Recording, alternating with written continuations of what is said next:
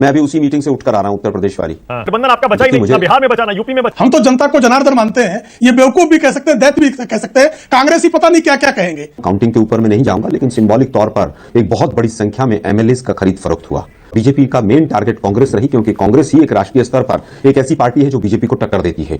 नहीं, कांग्रेस का आखिरी चुनाव हो सकता है कि इसके बाद कांग्रेस का पूर्णतः पतन हो जाए, ऐसा आभास श्रीमान मल्लिकार्जुन खड़गे को हो सकता है। ये तानाशाही जो है गांधी परिवार ही कर सकता है। वो चूंकि एक परिवार का युवराज है, फाड़ कर फेंक देता है, कब्जा किए बैठा था, कुंडली मार के लोकतंत्र पर बैठा था, उसको अत्यंत पीड़ा है और ये पीड़ा बढ़ती जानी है। उनसे पूछा गया तो उन्होंने कहा मजा नहीं आ रहा था, और जो टूटेगा उसको तोड़ देंगे, जो झुकेगा उसको झुका देंगे, जयंत चौधरी जो लालच में आएगा उसको जयंत चौधरी रखेंगे। इनके साथी शिबू सोरेन ने अपने पीए की हत्या क्यों करवाई? दोस्तों नमस्कार, स्वागत है आप सभी का। आप देख रहे हैं एसके डिबेट। राहुल गांधी की भारत जोड़ो न्याय यात्रा बिहार पहुंच गई है। बिहार पहुंचते ही कांग्रेस अध्यक्ष मल्लिकार्जुन खड़गे ने एक बार फिर नरेंद्र मोदी पर निशाना साधा है। उन्होंने बोला यह देश में आखिरी चुनाव हो रहा है, सोच समझकर वोट करना, इसके बाद लोकतंत्र खत्म हो जाएगा। उन्होंने कहा हमारे 500 विधायकों को खरीदा गया। ये कहते हैं सत्ता का कोई लालच नहीं, लेकिन हमारी सरकारों को गिराने की कोशिशें हर वक्त चलती रहती हैं। वहीं राहुल गांधी ने कहा कि हम 4000 किलोमीटर की यात्रा में लाखों लोगों से मिले। हमने उनसे पूछा ये देश में जो नफरत फैल रही है, हिंसा फैल रही है, क्रोध है, इसका कारण क्या है? तो इसका जवाब उनकी रैली में से किसी ने दिया, बोला इसका कारण मोदी है। तो राहुल गांधी ने मना कर दिया। उन्होंने बोला इसका कारण मोदी नहीं है, मोदी इस चीज का चिन्ह है। दोस्तों आज की डिबेट इन तमाम मुद्दों पर होने वाली है। बीजेपी की तरफ से प्रेम शुक्ला जी हैं और आलोक शर्मा कांग्रेस पार्टी की तरफ से हैं। दोस्तों वीडियो शानदार होने वाली है। आपसे अनुरोध है वीडियो को अंत तक जरूर देखें। वीडियो पसंद आए तो लाइक करें, शेयर करें, कमेंट करें और मेरे चैनल को सब्सक्राइब करें। चलो दोस्तों मेन डिबेट स्टार्ट करते हैं। चलिए शुरू करते हैं। पहली सरकार होगी जो जिसने इलेक्शन कमिश्नर्स को अपॉइंटमेंट पे सुप्रीम कोर्ट से फटकार खाई, ईडी के डायरेक्टर की नियुक्ति पे खाई। एसआर बोमई केस के बाद अगर किसी ने सबसे ज्यादा गड़बड़ किया तो वो बीजेपी की सरकार है। आजकल जिस तरह की तानाशाही सरकार चल रही है वो पूरा देश देख रहा है। हमने तो एंटी डिफेक्शन लॉ भी हम ही लेकर आए कि भाई 2/3 मेजोरिटी के बगैर आप किसी भी तरह से खरीद फरोख्त नहीं होगी। लेकिन भाजपा क्योंकि वो नोटबंदी की धनाढ्य पार्टी है, सबसे अमीर पार्टी है, वो कुछ भी कर सकती है। वो किस तरह से न्यायालय के निर्णयों को लिंगर ऑन करना है, किस तरह से तमाम चीजों को घुमाना फिराना है, किस तरह से जांच एजेंसियों का दुरुपयोग करना है, आलोक जी, किस तरह से तमाम भ्रष्टाचारियों को अपनी पार्टी जरा थोड़ा भारत जोड़ो न्याय यात्रा पर भी आ जाइए। मैं तो केवल यूपी में छोटी क्यों कर दी आपने जयंत चौधरी के उधर जाने के बाद? मानक जी, क्या आपको एहसास हो गया क्या? मैं अभी उसी मीटिंग से उठकर आ रहा हूं, उत्तर प्रदेश वाली। 4-5 लोग दिल्ली में बैठ के कि कहां से छोटा किया जा सकता है, कहां से बड़ा। देखिए यात्रा में तो 2 दिन बिहार में भी कम हुए, 1 दिन उड़ीसा में कम हुआ। लोकसभा का चुनाव सामने है, कभी भी आचार संहिता लागू हो सकती है, तो हर पार्टी अपने अनुसार अपना पूरी तरह से अपना कार्यक्रम तय करती है। कहीं पर कोई ऐसा पहले या तो प्रोग्राम तय हो गया हो और वो पब्लिश हो गया हो, मुझे तो नहीं दिखा कहीं पर। अभी भी उस पर मंथन चल रहा है। पर बिहार और यूपी में आप करेंगे क्या? साथ जाएगा, किसके साथ नहीं जाएगा? पहले माना जा रहा था टक्कर हो जाएगी, अब तो गठबंधन आपका बचा ही नहीं, ना बिहार में बचा ना यूपी में बचा। मानक जी, बिहार की जनता बहुत चिंतन और मनन के साथ वोट डालेगी इस बार। आपको चौंकाने वाले नतीजे आ सकते हैं। मैं ग्राउंड में 5 दिन रहा हूं बिहार में। अभी भारत जोड़ो यात्रा में पूरा का पूरा आज जिस तरह से लोगों का हुजूम भी हमने देखने को मिला है, जनता समझ गई है कि भैया आप 18-20 साल से बेवकूफ बना रहे हैं। कभी आप उस पाले में चले जाते हैं, कभी उस पाले में चले जाते हैं। आपने बिहार के लिए क्या किया? आपकी औकात बता रहा हूं सर, बुरा नहीं मानना सर। देखिए जनता को तो आलोक शर्मा सिर्फ बेवकूफ कह रहे हैं, इनके एक नेता ने तो दैत्य तक कह दिया। तो जनता को भी गालियां देने पर जरा भी इनको संकोच नहीं है। हम तो जनता को जनार्दन मानते हैं, ये बेवकूफ भी कह सकते हैं, दैत्य भी कह सकते हैं, कांग्रेसी पता नहीं क्या क्या कहेंगे। देखिए भारतीय जनता पार्टी स्पष्ट मानती कि 80 की 80 सीटें राष्ट्रीय जनतांत्रिक गठबंधन को उत्तर प्रदेश में मिलेंगी और 40 की 40 सीटें राष्ट्रीय जनतांत्रिक गठबंधन को बिहार में मिलेंगी। और ये हमारा जो संकल्प है ये पूर्ण होकर रहेगा। आलोक जी, 500 एमएलए खरीदे गए, क्या कहना चाह रहे हैं खड़गे जी? इस तरह से मध्य प्रदेश में भी और तमाम राज्यों के आप देखेंगे किस तरह से सरकारों को गिराया गया। तो एक 500 कहना, वो काउंटिंग के ऊपर मैं नहीं जाऊंगा, लेकिन सिंबॉलिक तौर पर एक बहुत बड़ी संख्या में एमएलएस का खरीद फरोख्त हुआ। और उसका पूरा जो जहां पर भी आप देखेंगे, चाहे वो कोई भी सरकार हो, वो बीजेपी नहीं गिराई, और बीजेपी का मेन टारगेट कांग्रेस रही, क्योंकि कांग्रेस ही एक राष्ट्रीय स्तर पर एक ऐसी पार्टी है जो बीजेपी को टक्कर देती है। बीजेपी रीजनल पार्टीज का यूज करती है, रीजनल पार्टीज को तोड़कर अपने अंदर मिलाकर सरकार बनाती है, लेकिन उसका मुख्य जो लक्ष्य रहा पिछले 8-10 वर्षों में अगर आप देखें तो वो कांग्रेस ही रही है। तो खड़गे जी ने जो बात कही है वो बिल्कुल सही कही है, उसमें कहीं पर भी किसी भी तरह से कोई बात गलत नहीं कही है। तुमसे ना हो पाएगा। आखिरी चुनाव है कह रहे हैं बार बार खड़गे जी, क्यों कह रहे हैं ये? नहीं, कांग्रेस का आखिरी चुनाव हो सकता है कि इसके बाद कांग्रेस का पूर्णतः पतन हो जाए, ऐसा आभास श्रीमान मल्लिकार्जुन खड़गे को हो सकता है। भारत की लोकतांत्रिक व्यवस्था का आखिरी चुनाव ये नहीं है।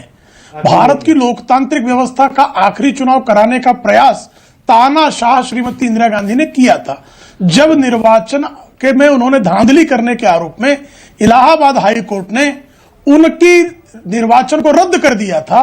तो उन्होंने जो है इस देश की चुनावी व्यवस्था को, इस देश की संसदीय व्यवस्था को नष्ट भ्रष्ट करने का कुकर्म किया था। यह हर कोई जानता है कि आपातकाल कैसे लगाया गया, इस देश के संवैधानिक संस्थानों के अधिकार कैसे छीन लिए गए।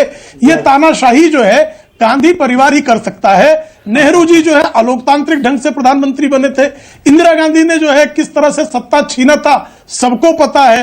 तो और संवैधानेतर पद क्रिएट करके श्रीमती सोनिया गांधी ने प्रधानमंत्री पद पर नियुक्त करके सारे अधिकार कैसे जनपथ में केंद्रीकृत कर लिए थे और संवैधानिक संस्थानों का कैसे मजाक उड़ाया था। यह देश जानता है कि कैबिनेट कोई अध्यादेश, कोई बिल पारित करता है और वो राष्ट्रपति भवन के पास जो है वो जाता है मंजूरी के लिए, और एक जो किसी संवैधानिक पद पर बैठा व्यक्ति नहीं है, वो चूंकि एक परिवार का युवराज है, फाड़ कर फेंक देता है। तो अलोकतांत्रिक, असंवैधानिक कुकृत्य जो करते रहे हैं, उनको जब इस देश में पारदर्शी चुनाव हो रहे हैं तो उनको अत्यंत पीड़ा है। जब से इस देश में लोकतांत्रिक पारदर्शी चुनाव होने लगे हैं, तब से एक पार्टी का, एक आनुवंशिक पार्टी का पतन हुआ है, क्योंकि लोकतंत्र संस्थापित हो रहा है, संवैधानिक संस्थाएं संस्थापित हो रही हैं।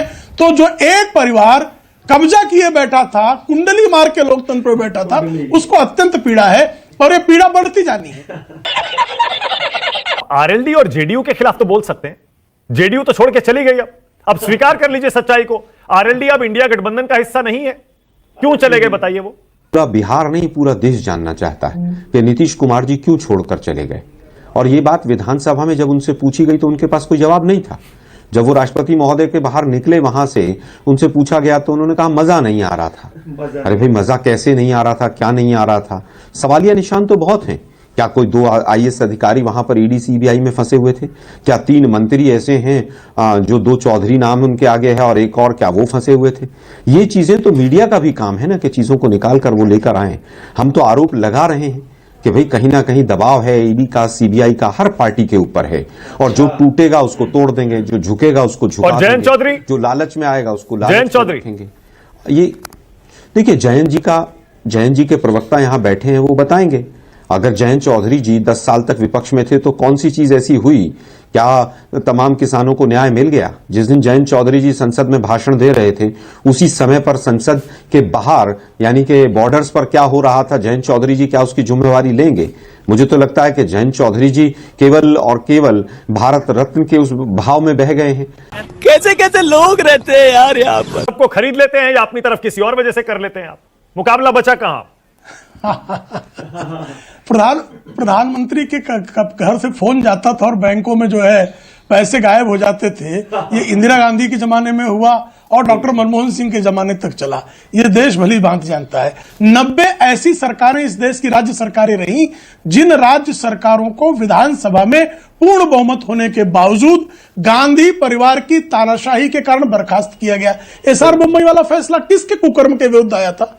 बूटा सिंह के खिलाफ जो है 2005 में सुप्रीम कोर्ट ने किसके कुकर्म पर फटकार लगाई थी? 1-2 नहीं, दर्जनों ऐसे मामले हैं। सैकड़ों विधायकों को की खरीद फरोख्त की गई। भारतीय जनता पार्टी ने एक भी विधायक कभी खरीदा हो? आपको याद है कि शिबू सोरेन के खाते से पैसे जो है रिश्वत के मिले थे, और रिश्वत किसने दी थी? कांग्रेस के सरकार ने दी थी, सीबीआई ने। और उस रिश्वत को जब सीबीआई ने पकड़ा तो इनके साथी शिबू सोरेन ने अपने पीए की हत्या क्यों करवाई? क्योंकि उसने रिश्वत में हिस्सेदारी मांग ली थी। तो रिश्वत और नोट के बदले ओट, ओट के बदले नोट, संसद में नोट कब उछले थे? किसका कुकर्म था? तो ये भाई जिन्होंने नोट के बदले वोट खरीदे हो, जिन्होंने संसद के समग्र परंपरा को पतित करने का हर संभव प्रयास किया हो, ऐसे बाजारू लोगों को हर किसी की, अब मध्य प्रदेश में विधानसभा के जो विधायक थे कांग्रेस के, उन्होंने त्याग पत्र दिया। त्याग पत्र के वो जनता के पास गए, जनता ने उनको जनादेश दिया। ये कह रहे खरीद फरोख्त है। और आया राम गया राम, भजनलाल की सरकार सबको पता है। और एक तो नहीं, ऐसे सैकड़ों उदाहरण। आपके कार्यक्रम का समय कम पड़ जाएगा। मजा आया। देखा दोस्तों, आपने आलोक शर्मा और प्रेम शुक्ला दोनों को सुना। आप किसकी बात से सहमत हैं? दोस्तों, मोदी जी के 400 पार के टारगेट पर और राहुल गांधी की भारत जोड़ो न्याय यात्रा पर आपकी क्या राय है? कमेंट सेक्शन में कमेंट करके बताएं। और अगर वीडियो पसंद आई हो तो लाइक करें, शेयर करें, कमेंट करें और मेरे चैनल को सब्सक्राइब करें। चलो दोस्तों, मिलते हैं अगली वीडियो में। जय हिंद, वंदे मातरम, जय श्री राम।